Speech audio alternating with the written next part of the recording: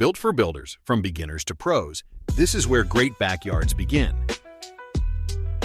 Welcome to the Ultimate Deck Podcast, your source for backyard building tips, product breakdowns, and pro advice from the front lines of the industry. Here are your hosts, Shane Chapman and Wade Laurent.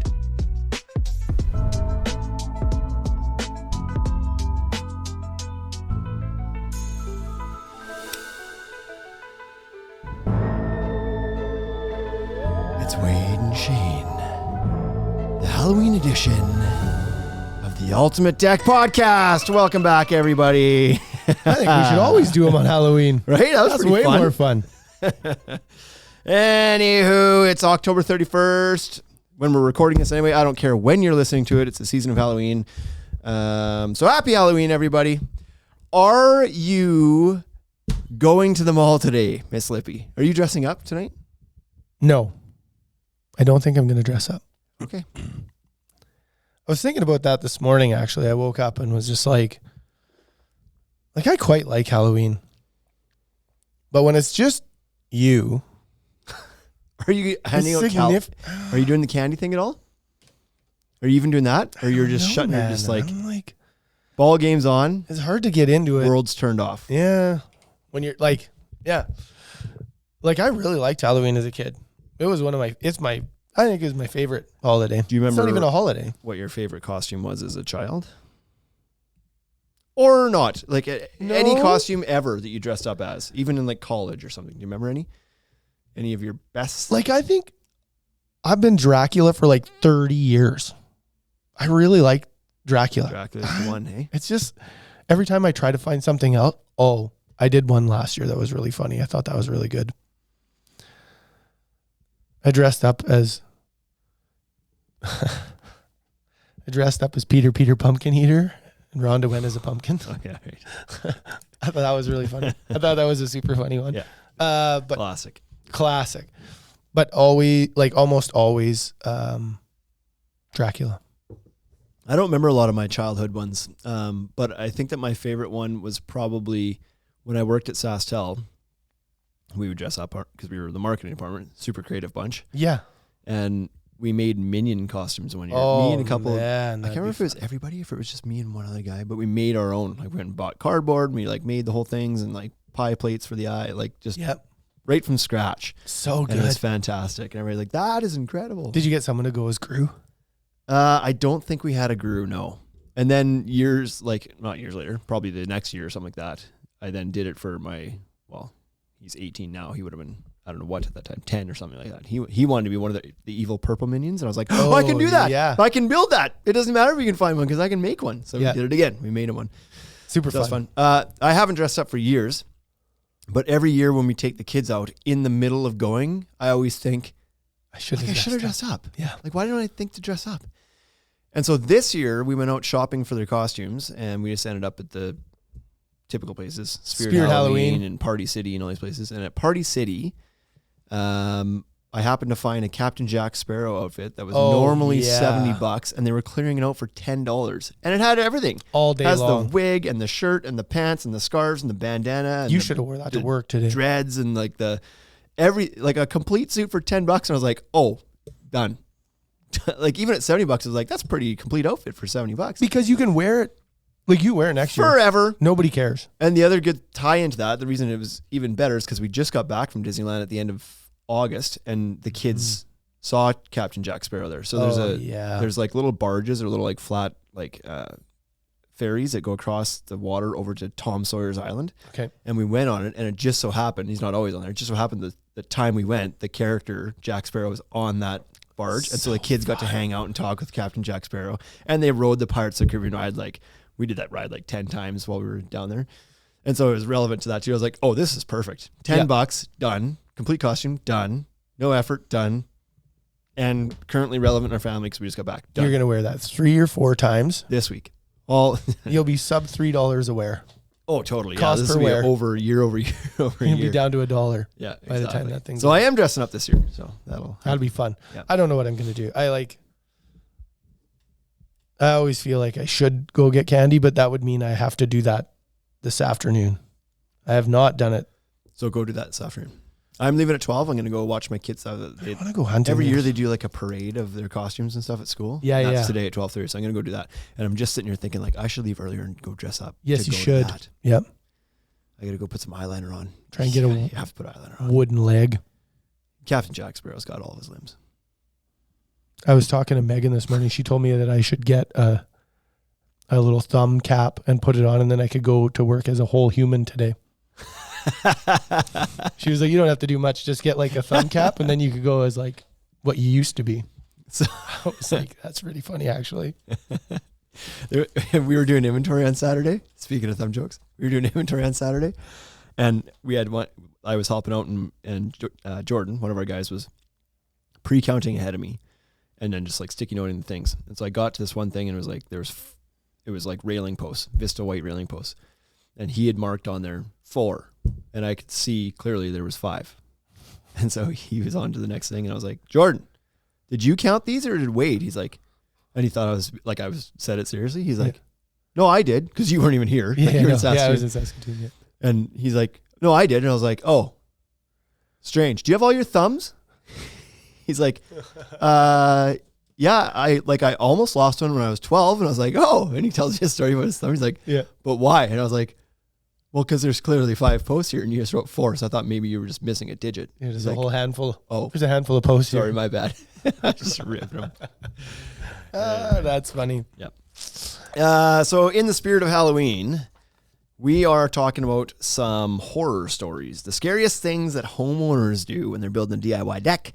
Some of the things that they do that you're like, oh boy, that's not good. Okay, that's scary. I have one quick story about this. What's the scariest homeowner one you have heard of? Where a homeowner built a deck and you were just like, oh boy, that's not going to work. Oh, on the spot, I don't know. So I'll tell mine. Like, sure, and you can like think if you have one, go ahead. Do you remember when we were on Dudney Avenue and that guy came in and he told us he was going to build his whole front landing and stair stringers out of sheets of plywood? Yeah. And he was just going to take 3/4 inch plywood and that was going to be his joist and his stair stringer all in one. I think we were on McCare at that time, weren't we? I don't remember. Yeah, but it was like, I remember that. And he was like, I'm serious. I really think this is going to work. And I was like, are you going to laminate them? Are you going to do 2? Because then at least you're 1.5 inches thick. And he was like, no, I don't think so. 12 inch on center, 3/4 inch plywood. I'm going to cut it so that it's 10-inch strips, and then I'm going to roll it right into the stairs. Yeah. Cut the stringer out of it. Yeah. And I was like, I don't think that's going to hold. I don't think that's going to be strong. And he was like, well, I didn't come here to discuss how I'm going to build it. I came here to get composite. And I was like, sounds good. What would you like? Yeah. It's like, yeah, my like outside of the typical things that we're going to discuss here because they're common that you do, outside of that, I don't know. But the one to add a story to that, and it wasn't a homeowner, but it's still a scary story. Do you remember a couple of years later, the lady that came back because she had just bought some wolf rosewood decking from us?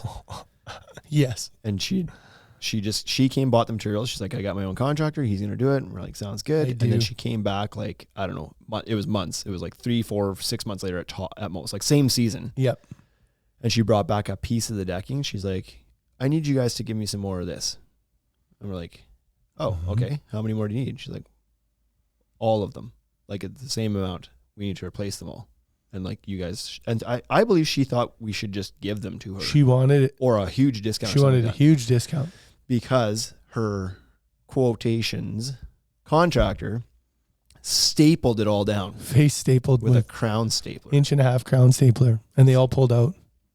Because it was only a half inch of embedment. Yeah. At most. 1.25 inches. Like there was hardly any staple poking out the back. So we should, and then like Wolf has a pretty like brittle cap on it. That ASA cap is like, so you're shooting I don't have to explain to you why this is over. Stupid. That's enough. Crown staple. Obviously 1/4 inches of staple sticking out the back, non-galvanized even, non-stainless even. Into like they just all popped off, and it was like they shot a staple through the cap, kind of breaks the cap where the staple goes because it's a bloody staple. Yeah. Anyway, we're like, listen, well, I think we probably did help her a little bit. I think we probably gave her like 10 or 15% but it was like, off. But that's ballsy for you to walk in here and expect us to pay for this mistake. You could have done this correctly. God, that was so funny. I felt so bad for her too, but yeah, not bad enough. I was going to give her the decking. Some people just need to learn. Yeah. Anyway, so here's some more. these are pretty common things, and they're safety issues, unfortunately, which is the biggest issue. But we'll get started here. We got 5 things we're going to talk about. Number 1, the phantom footing. So how often do you see pictures posted on Facebook groups where people are like, my deck is sinking here, and it's like, I don't know what the problem is, and you look and it's like, I am fairly certain there's no pile under that at all. Like, you just have wood sitting on the ground, and now your deck is sinking because you just have a wood post sitting in dirt. Yep. Compressing or rotting or something, but that's not right. Yeah. And so this can happen a lot in our area where you do just a slab on grade. Yeah, that's pretty common. But it's just like, what I don't like to see is when people put slab on grade and then have zero anticipation of adjustment later on. It's like, well, that's going to move. Right. You have to plan. Just know that it's going to move and then plan for that. Yeah, because some places are okay. Like the local building departments are okay with you using, like, you don't have to necessarily do this 4-foot deep pile or 12-foot deep pile or 1 foot, wherever you are. They're okay with a surface application. In some cases, it's like as long as it's not attached to your house, or there's parameters as long as it's not over 2 feet tall, as long as it's not over 6 feet tall. There's like different rules or whatever. Yep. They can be okay with it. Funny thing is, it's very common here. And for the most part, it depends on the area now. It used to be pretty commonly accepted for decks under 6 feet tall. You could still use those grade blocks, slabs. Now it's starting to shift towards the 2 foot mark. Some markets are still 6, many more are 2 now. But it's still allowed. But it's funny, if some of those will get posted on Facebook groups, like pictures of that application, and people are like, that's absolutely not strong enough. That concrete slab will break in half. That's not thick enough to bear the weight. And I'm always caught, because I was like, I don't want to defend it too harshly because it's not a great way to do it. But I can also confirm they don't break. Like, I've seen thousands of decks build these things, and the slabs don't break. The 2-inch slab turns out it is actually strong. And you just think about the surface area that deck is sitting on. Yeah. Right? That's like 16 inches by 16 inches. That's way bigger than a pile. That's way bigger than the pile you put in the ground. Yeah, I think their concern is like, so you're point loading the 4x4, 6x6 posts onto a small 16 square inch on the middle of that slab, and the slab itself can just crack in half, which I totally agree. It absolutely could, but I'm here to tell you it doesn't.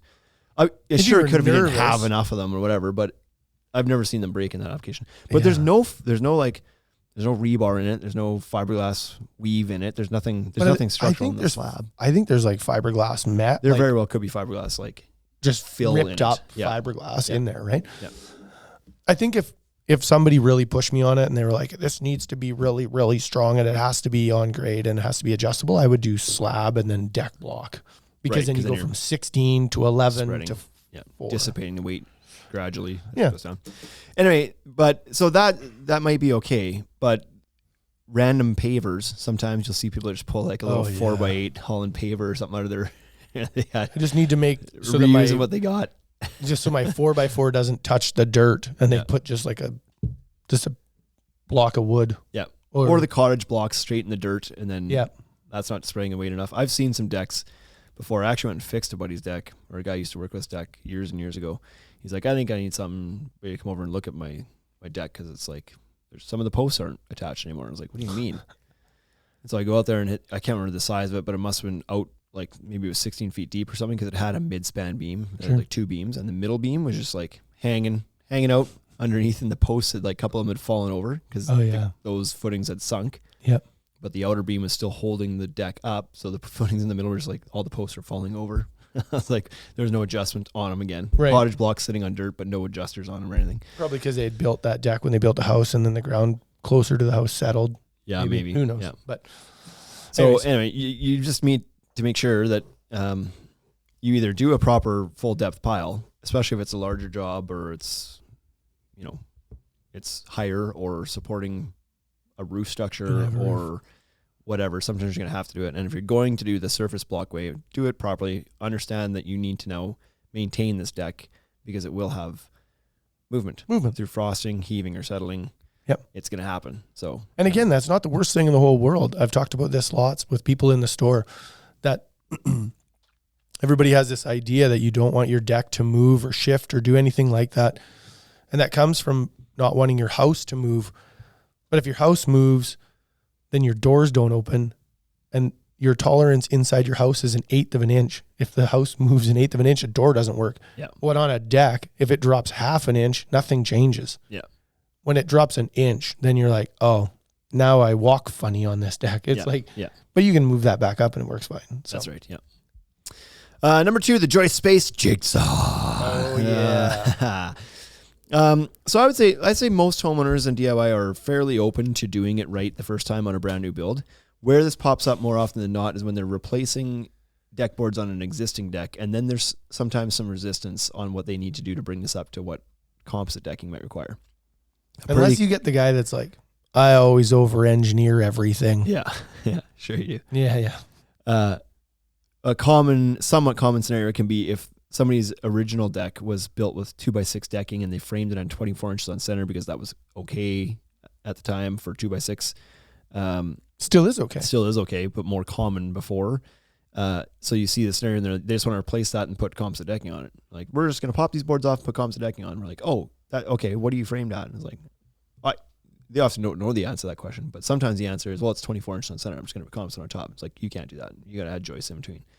You can't. Like, composite decking is 16 inches on center max for most, like 95% of the decking that's out there. It's 16 max. And even the ones that say they're 24, I don't know that I would, right? Like, we got a few product lines that we carry that say you can go to 24 on center, but I just wouldn't do that. I just wouldn't recommend it. But if you are insisting you are not going to add framing, then sure, shop for the boards that at least will give you a warranty at 24 inches on center. Right.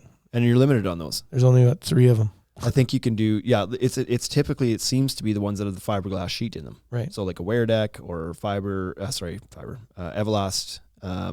Apex Plus or Pioneer. Yep. There's a few out there, some of like the AZEK Max boards that are 2 inch thick. So you can get 1.5 inch thick composite decking or PVC composite decking.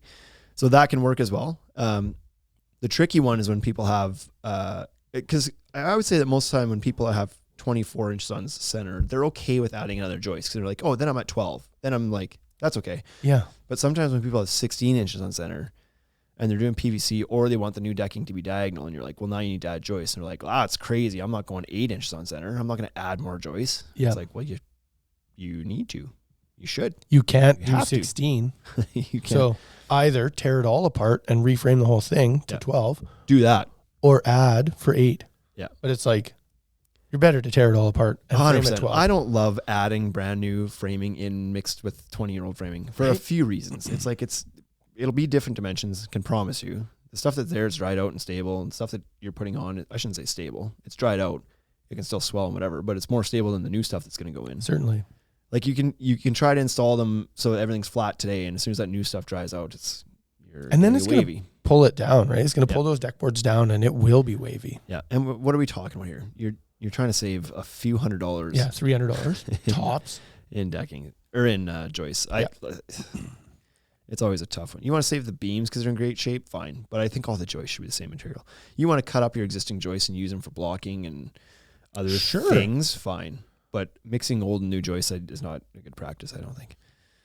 I would avoid that. So make sure your spacing is correct. Follow the instructions because if you don't, you're not going to have a warranty, and you're going to have not a great customer or like a user experience. Like your boards are going to be bouncy potentially. They're going to be potentially creaky. They're going to have waviness to them. Like you're just not going to love it. And in the end, you're going to be like in a couple of years time when it's all bouncy and people are complaining about it and your deck's pooling water because it's got low spots all over the place. Are you going to really be like, yeah, but at least I saved the $300 4 years ago though? That's what I would say. Hey, what did you do with that $300? Like, no idea. Didn't invest in day trading, that's for sure. Yeah. Segment 3, number 3, point number 3, the screws from the crypt. So here's the thing. You want to hear a funny story about both our dads? Yep. We're from the same small town, so our dads know each other. And your dad used to own the lumberyard down there. My dad built his deck down there. Yep. And bought the stuff from your dad's lumberyard. And so years ago what was he doing? Oh, I think it was when he was about to he was going to strip off all the old stain and switch to Q-Tech was what was happening.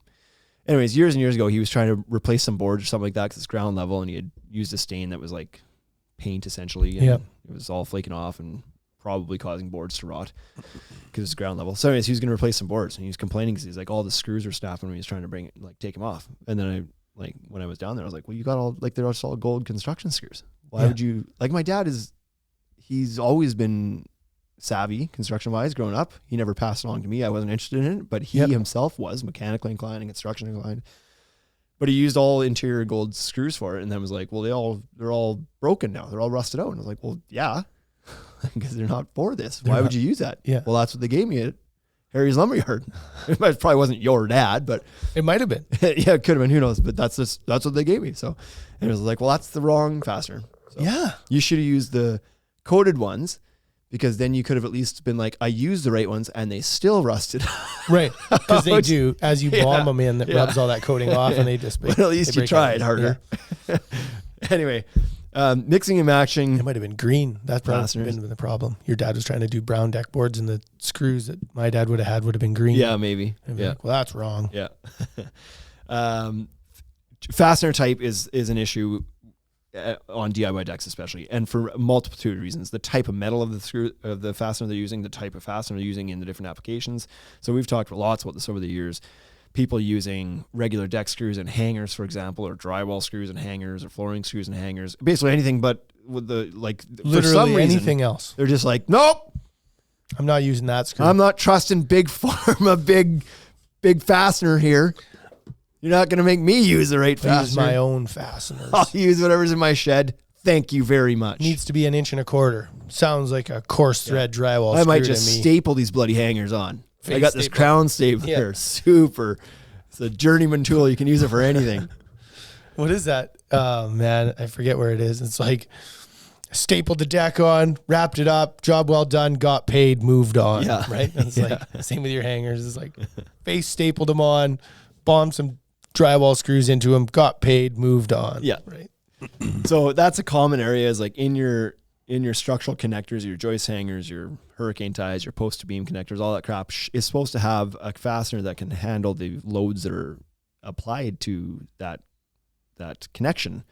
And regular deck screws or drywall screws are not.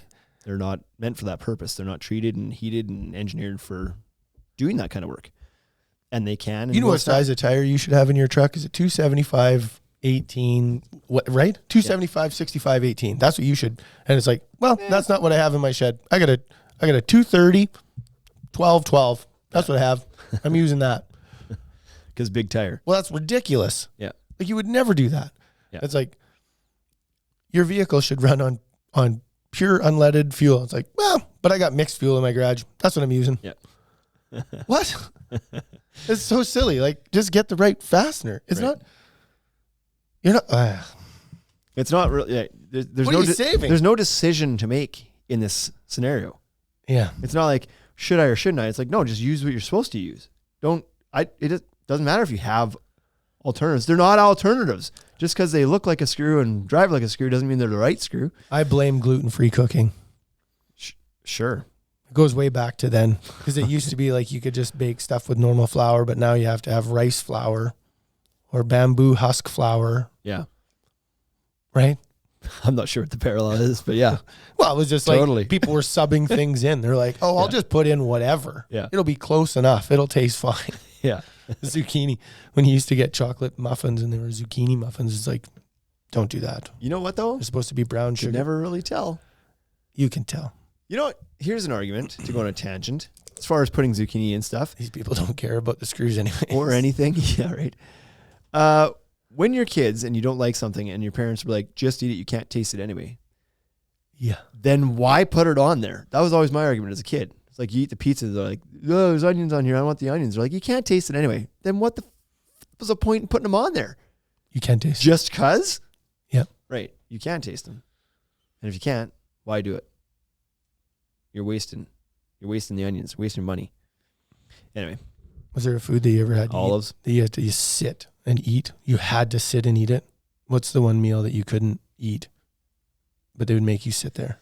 Oh, boy. I don't know if I remember that far back that would make me sit through a meal. Sure, certainly it happened. But the one I remember I couldn't do for a while, and this is so super weird, and it was even as an adult, like maybe like mid-20s or something, and it was some, I think maybe I was working at Sastal or something. We did some sort of barbecue in the park or whatever, and we had hot dogs. And I don't know if I was sick at the time, like if I was like not feeling well or something, but we had hot dogs out there and the buns were super dry. And for some reason, I don't know if I got sick after eating the hot dog. Some reason my body was like, there's a correlation here and you don't like hot dogs anymore. And I was like, that's devastating. Hot dogs are delicious. They're the best food. And so there was a few years where the thought of eating a hot dog in a bun just like, it ruined it for me. That's terrible. So nobody made me sit through eating them after that, but I was like, that's too bad. Like, they're really good. I had liver and onions one time as a kid. Oh, yeah. And they fed it to me at supper. And I didn't eat it. I was like, nope, I don't like it. And then I woke up in the morning and that's what was for breakfast. Was liver and onions. And I was like, that's a pretty harsh one to make a kid I was like, sit come on, Mom. And then, so I ended up eating part of it. And I was like, listen, this isn't that I'm defiant. It's like, this is awful. Most adults don't like this either, Mom. I hate this. And so I'll eat it now. I actually don't. I never minded it. We must have cooked the livid shit out of it all the time. It was always so hard. And then the first time I ever had it cooked medium rare, I was like, that's the answer. I can eat that now. Yeah. It's just like when it was so cooked, it's dry and dries your whole mouth out. It's like eating 11 Ritz crackers at one time. It's just like funny. Okay, what so were we wrong talking fasteners. about? Well, the fasteners. And then if you're going to use the deck ones, use the coated deck ones or stainless. So if you're in a coastal region, you'll be required to use stainless, and don't dodge that either. Like at the end, you're only screwing yourself. Oh, that's a great pun. well done. Holy smokes. Dad jokes for days. Yeah, you even galvanized fasteners in coastal regions where you're going to have the effects of sea spray will not hold up over time. So just follow what you're supposed to do. You're not saving a whole bunch of money. I know screws and fasteners can seem expensive sometimes, but there's reasons there's different types of them that exist, and there's reasons that they're in the building code for you to use certain ones in certain applications. It's not because somebody's trying to con you into spending more money. Yeah. Like, it's an important safety feature of the deck, and it's going to help you not The other have one to worry about fixing it later. we don't talk about this often, and I think we should, is that when you're fastening railing down to a deck, you should really, really pay attention to those ones. Just because you want to make sure that you use a screw that doesn't corrode, that doesn't rot out, right? That's also You're going to mix the aluminums and you should have a bit of a break between your post and your treated lumber. yeah. A lot of people don't realize that that's actually built into the aluminum railing posts. Sometimes it's just painted on the bottom. Yep. That's the break. But you put aluminum up against the copper in your treated lumber, and that can cause a reaction. Absolutely. Excuse me. Some brands like Fortress will put like a plastic like gasket underneath. Yep. It's already on the post. You don't even think about it, but it's there. Yeah.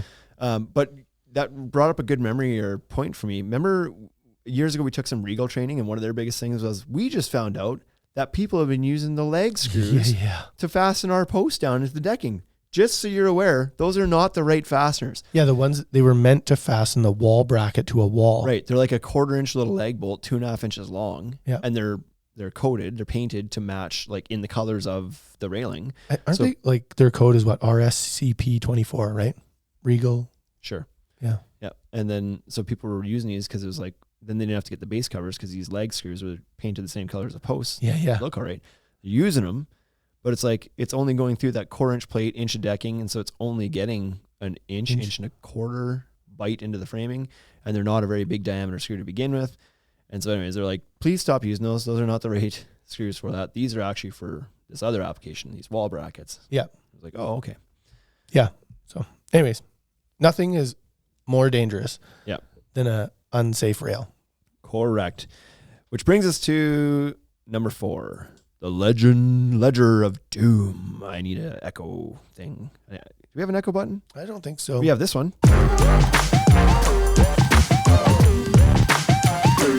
Not quite a echo button, but it'll work. It was fun. Bolting. Well, that's not even the ledger attachment to the house, regardless of what we're going into, is a common area where it's just not properly fastened.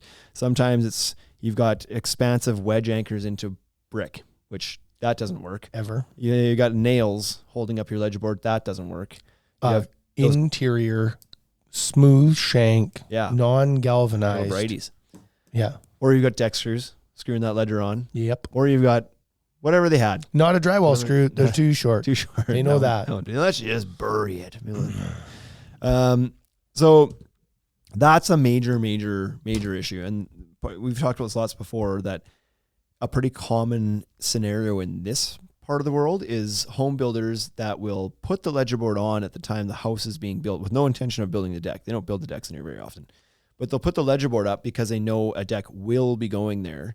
And their concern is, we need to get the building wrapped up and the siding finished. So they'll put the ledger board on, throw the flashing up, side the house, complete the envelope, sell the house.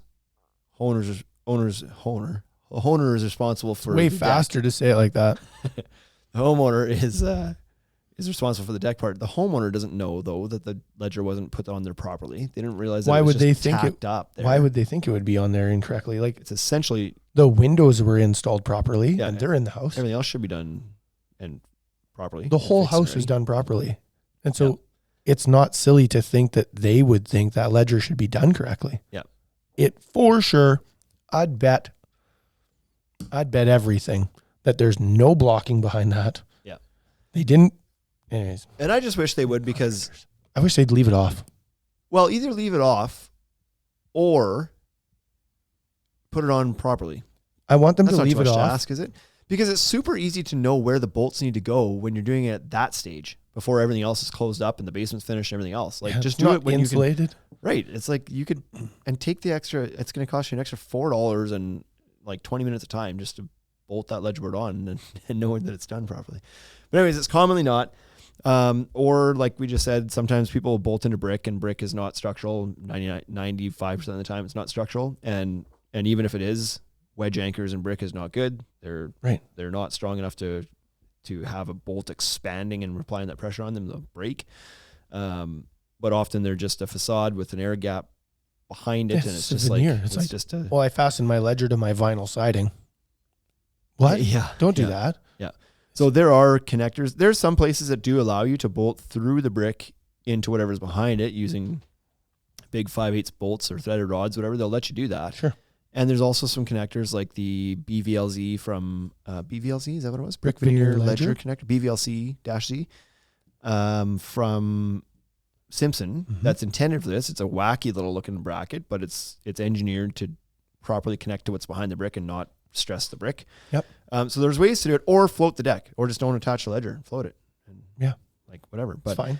anyways, the ledger is a real safety issue if not done properly. And then the second part of that is you get it connected properly, it's all fine. But if it's not flashed properly and you don't have the proper water management happening around the ledger, even a properly attached one can have a shortened life because of water damage. And the unfortunate part of that is it wrecks, like, it's a safety issue for the deck. It can fail if it's rotting, Yes. but often it's also rotting your house at the same time. Oh, yeah. So by the time your deck board's rotten, probably the band board in your house is also rotten, and the sheathing is rotten, and your door might be all buggered up now, and like there's all sorts of things. That Like, can there's start a good to chance sill plate might be buggered. Yeah. Some of the joists, like some of your floor joists, the ends of those they may be wrecked. Yeah. It's like, ew. Water finds its way in and makes its way around.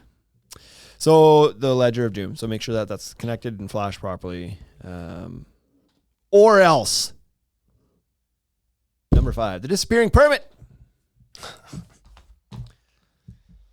A lot of these issues that we just talked about could be avoided if you just do a permit, because then there would be a check and balance before you even start billing to make sure that what you're about to do is okay. For example, you wouldn't get away with not doing footings in a place that required footings. Right. You wouldn't get away with doing 24 inches on center on decking that requires 16 in a place that has proper checks and balances in the permit process. Yeah. You wouldn't get away with using improper screws. You might get away with that one. But Plywood- not in your connectors. You wouldn't be allowed to do a plywood joist that turns into a stringer. I can Yeah. tell you that. You certainly wouldn't be able to attach a ledger improperly. And this is all assuming that the place that you're getting the permit from does proper inspections. I don't know that that's the They're case getting everywhere, but and so these things could be caught before they become an issue. You send your plan in and it's like not using any footings. They will call that out right then and be like, you have to. Right. Your deck it's a 2nd-story deck with a sunroom on it. Yep. You're doing footings. Yep. I'm going 36 in a center. You're not actually doing that. And so they'll help you to catch some things before you screw yourself. Yeah. So that permit is important. Not only that, but, and this is one where, this is a pretty common one when people think it's big pharma that's behind this, that there's like some other means to this, that it's like they're just trying to jack my taxes, they're just trying to make money. It's none of their damn business. And that's fine. There's probably some valid arguments to that, but at the end of the day, this can cause you more headache than it's worth for you to try to dodge it. For example, you go to sell your home and the new homeowner wants to make sure everything was built properly and has permits that they don't run into the issues with having to tear the deck off or something. Now it's your problem. Now you're hoping for a quick and easy sale. Turns out your deck wasn't built properly. So you rush out and you're like, oh, you're in a forgiving market where they're like, fine, just get one then. Yeah. You apply for it, find out that you built it too large for what your zoning allows, or you built it over an easement, or you did something like that. That would have been caught at permit stage for sure. And now you have to tear the deck off, or the home purchase falls through because your deck is illegal. Like, all because you were trying to save the $150. The scariest one for me is never ever that the dimension's wrong or that the piles are wrong. The scariest one is always the zoning issue, that you've built it somewhere that you're not allowed to. Because it's like, you don't get to just correct that. You have to change your deck. Yep. Almost always. And sometimes the rules change. The codes get updated every few years and things can change. Yeah. For example, I know a guy who built a deck 16 feet wide. At that time, triple 2x10 could span whatever it was. But you could span that beam 12 feet between the posts. 11'6" or whatever. So this guy did 2 posts under his beam. He was going to get the permit later. By the time he goes to get the permit, now it's 8 feet. That's been reduced to 8 feet. Yeah. Now, One more. need a pile in the middle of the deck. Can't get there. Can't put the same pile that the other 2 ones are. Could do some sort of slab arguable fix to get you through the process. But anyway, so there's that risk as well. Is his deck, does it have cottage decking on it? I think it Century aluminum rail. may have been those ones. Near Vedette. Put on with 2.5-inch legs. Yeah. So anyways, that's kind of 5 common areas where homeowners just maybe don't know quite enough about what they're doing. Want to know what I heard the other day? That blows my mind. This is a story that I have heard, and I don't know this to be exactly true, but it was at one point. Home builders don't apply for deck permits because when they were applying for them with the city, it would be an additional $1,000 for the deck permit. So you get the permit for a house and it would be whatever it was, $2,000. And then you'd try to get the permit for the deck and it would be $1,000. And then you get the permit to do the basements, another $1,000. This is in Regina. But if a homeowner goes to get that deck permit after, it's $100. And so, right. And so I was like, is that for real? And the person was like, absolutely. Like when we used to fill out applications and send them in, the city would charge us an additional $1,000 for a deck permit. So we quit applying for deck permits as a home builder. They just stopped doing it. And then I was like, that's so backwards. Like if you're the city, it should be $100 for the home builder to do it and $1,000 for the homeowner to do it. Because you already have the plans and you're already reviewing the zoning and you're already doing in multiple inspections anyway and so on and so forth. Yeah. It doesn't make much sense. I hate bureaucracy. Because if you want something done, like she said, she was like, I mentioned it to the city and they were like, sorry, that's just how it is. And I was like, what? Yeah. Why wouldn't the city then take that back to the, anyways, I would never apply for a permit if I was a home builder. Scary things. Yeah. Right. Make it make sense. Right. Make it make sense. Right. Get out of the way. Remove the red tape. I don't understand the thinking sometimes, but anyways, now you're a little bit more of a smarter builder. So take that for what it's worth. Happy Halloween, everybody.